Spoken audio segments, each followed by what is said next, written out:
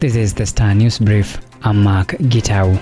The sale of fake fertilizer to farmers could claim its first high-flying casualty, with at least 110 MPs appending their signatures to impeach Agriculture Cabinet Secretary Linturi. Bomola Member of Parliament Wanani Wamboka, the sponsor of the motion, officially wrote to Speaker Moses Wetangula on Wednesday seeking approval of the motion.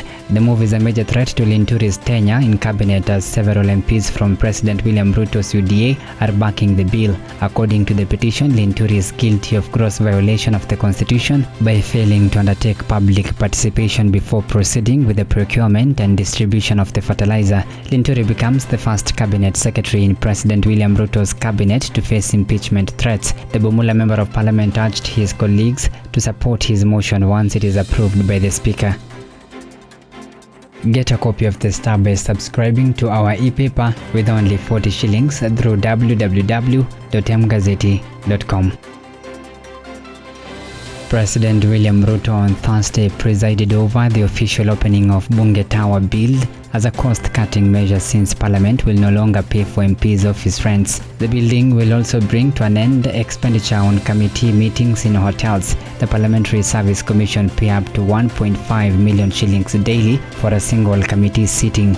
Located directly across Parliament buildings, it has underground tunnel and 26 floors with a wide range of facilities for MPs and staff. Currently, there are only 9 committee rooms against 66 House committees from both the National Assembly and the Senate. There are 45 committees in the National Assembly and 21 in the Senate.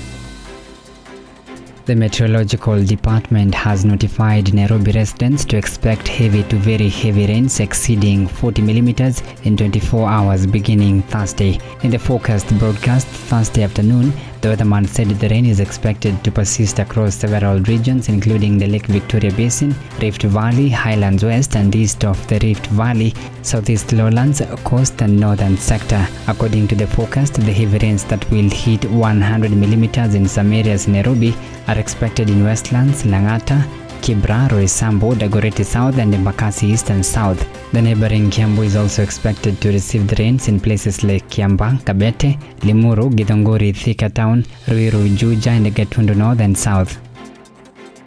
Ben Abuluma was forced into activism by the pain of losing her 2 sons to police bullets during the 2017 post-poll chaos. Buluma, known in the civil society circles as Mama Victor, was swept away by flash floods after the Mathare River burst its banks on Tuesday night. On Wednesday, her body was retrieved, trapped among debris that was swept away by the flood waters. They were caught up the melee and their lives were cut short. This left their mother not just with sorrow of loss, but also with the burden of taking care of her grandchildren. Buluma found purpose in her loss after joining the Mathare Social Justice Center as an active member to champion causes that hold police accountable.